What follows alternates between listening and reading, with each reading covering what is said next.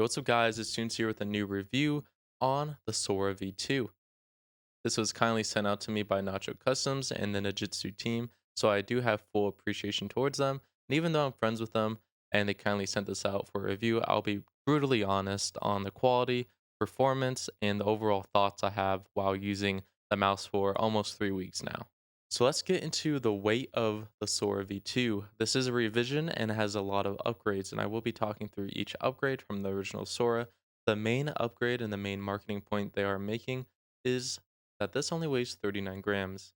And this is achieved by using polycarbonate instead of ABS, and with a lightweight shell and thinner walls, and just removing useless internal structures when it's not needed, you can achieve a lightweight at 39 grams.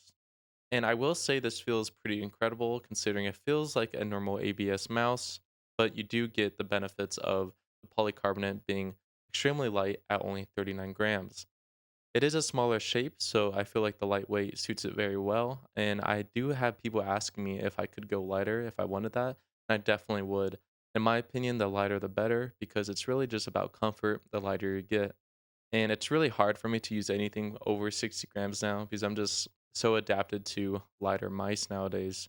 I will say I did use a HSK Pro for like a year, which is like 26 grams, maybe a little heavier. So I'm pretty adapted to lighter mice overall. But again, this at 39 grams just feels amazing. So let's talk about another huge revision, and this is why it's called the Sora V2, in my opinion, is the shape change. It's drastically different. The original Sora was very similar to the XM1 and it was heavily claw focused, but they made the mouse a lot thinner, a lot shorter, and slightly not as tall. And in my opinion, that was the right choice to go, considering the original Sora was a bit more bulky and kind of only restricted you to claw grip, and when the XM1 already exists, it's kind of pointless to have another shape that's very similar to it. This really does open up to smaller claw users and even fingertip users now, and all in between. If you use palm, I would still probably stay away, but if you have a smaller mouse and you want a palm grip, I would say it works just fine. So this is more of a welcoming mouse shape for a lot of different grip users. But yeah, I will say the original Sora I could not use for a long period of times because it would cramp my hand, while this is actually very nice and it's probably in my top five favorite shapes. For my personal grip style, I felt like the sides were a bit too aggressive here. Aggressive sides do work for me for extra support. For example, the Viper Mini SC does this exceptionally well, while the curves kind of slide more outwards and inwards, left to right, and it's not really super drastic feeling where your kind of thumb is very comfortable there because it's more of a smooth transition. I'm trying to say while this has a bigger ledge on the top curvature here, so it doesn't really slope inwards more. So the bit is more locked in feeling, but it's kind of sharp on the sides for my pinky right here and even my thumb. It's a bit outwards more. So I wish this kind of curvature wasn't so restrictive and was a bit thinner. For example, this is a pretty thin mouse and it's very comfortable for my grip style because the sides do not really bother me much since it's much thinner in the back.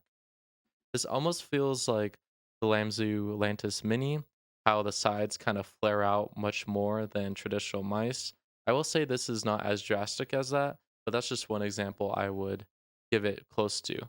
Itself is a really good shape, but I think that is one issue I have for long like sessions. If I'm gripping really, really hard, it does kind of give some pain in my two fingers right here and a little bit of soreness in my thumb. But that's just my grip. I think it works exceptionally well for claw grip. But my preference, I do like the OP1 8K shape more and the Viper Mini shape much more. In regards to the clicks, they're very light and tactile, and they use the Omron opticals. Omron opticals have been my favorite switch lately. I will say I do not like how I cannot change the debounce on these, considering it's the switch itself. Razer also does this with their switch, but I'm having issues in CS:GO where every time I shoot once or like one tap, it shoots two bullets. So it seems like there's some type of debounce issue there and not really a double click issue directly to the switch. But I try to reach out, didn't really get a full response, and I would love to see if there's a way to fix that or to have some sort of artificial debounce settings where I could up it for like games like CS:GO. But all my other games, I haven't had really issues for double clicking or anything like that. But in CS:GO, I did face that issue quite often. But the clicks are very light, very snappy, and they don't sound too metallic-y or pingy or hollow like I did with the Sprime. And also, my unit is near perfect. There's no creaking or no pre-travel issues. It's just overall very good, unlike my Sprime, where there's issues of crunching in the far right click. I will say the Sora V2 and the Sprime look near identical from the coding, from the internal structure design, from the software, from the scroll wheel. Almost everything about this mouse screams like it comes from the same factory. I will not confirm this, and I don't really care to confirm this or not because I'm here to review the product at hand. I will just note that, and I do mention this because I do have a QC issue on this mouse. So if it's coming from the same factory and it's not being outsourced for the quality control check, it could definitely have the same issues as this Prime, depending on, of course, the mold design and the overall whole structure of the mouse. The side buttons are great. They're tactile, slightly hollow, but overall very good quality. I do grip my mouse in the middle, so it's a bit harder for me to click the front side button, but obviously that's just my grip. Overall, they're designed just well.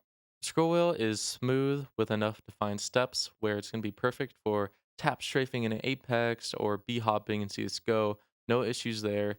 The middle mouse click is a bit heavier than most mice. It's similar to the Sprime, where you won't accidentally press it, but if you use it often, it may be more annoying to press in the middle because it's heavier. But really, it's not a big issue at all. I just wanted to point that out for people who do use the middle click often. Let's quickly go over the coating in the feet. The coating is pretty grippy, but at the same time, it's smooth and it's actually very comfortable to use for long periods of time. My hands don't really sweat, to be truthful, so I don't know how different it will be in a humid environment and your hands are sweating. But I will say this will perform much better than most of the coatings on the market, and I see no issues with the current coating they use. The skates seem the same as the Sprime once again. They were a bit scratchy out of the box, but after a few days or a week or so, they smoothed out and they're pretty good. I feel like they're a bit slower than most skates right now. But again, they're smooth and they're a bit more on the control side.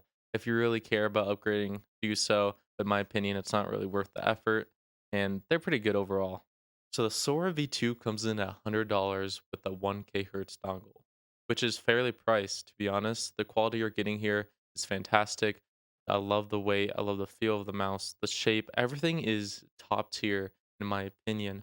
And I would definitely recommend this to anyone using a smaller hand grip or claw and even fingertip. I will say it does say it's 8K hertz compatible, but I believe that dongle is not out yet, and it does kind of mislead you into thinking that it is compatible with 8K hertz right out of the box.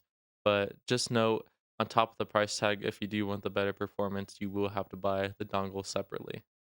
In my opinion, I love 1K hertz. It doesn't drain the battery as much as the higher hertz, and you don't really get stutters as much if you're using 1K hertz.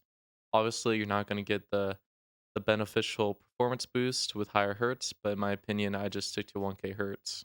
So again, if you're looking for a lightweight mouse that has a pretty diverse shape, I would 100% pick this up, and I'll have a link to the website below. I do not have any affiliate codes, so I would just pick up the mouse, maybe use code JKU or Fresh Reviews if they have one, or even Boardsy. Who cares, right? But that will give you a bit of a discount there. So thanks guys for watching the review. Make sure to follow me on Twitter, like the video, and subscribe for more reviews in the future. And thank you to Nacho Customs for sending this mouse out for review. Peace out, guys.